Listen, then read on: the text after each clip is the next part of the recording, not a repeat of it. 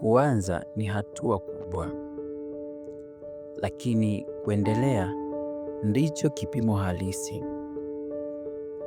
Wengi wanaanza, wachache wanaendelea. Kwa nini? Si kwa sababu hawana nguvu, bali ni kwa sababu wanategemea hamasa. Hamasa huja na kuondoka, lakini nidhamu hubaki. Ni rahisi kufanya kitu siku moja ukiwa na nguvu.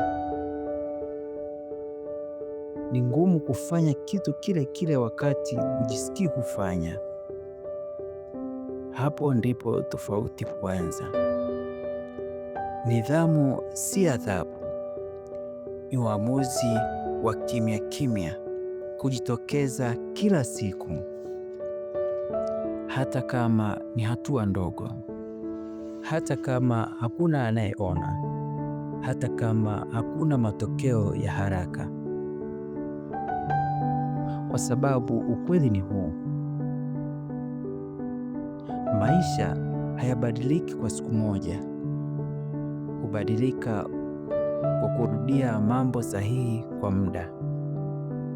Uzurini Afrika sio mwanzo wa moto wa ghafla, ni mwanga unaodumu, na mwanga huo hujengwa kwa nidhamu.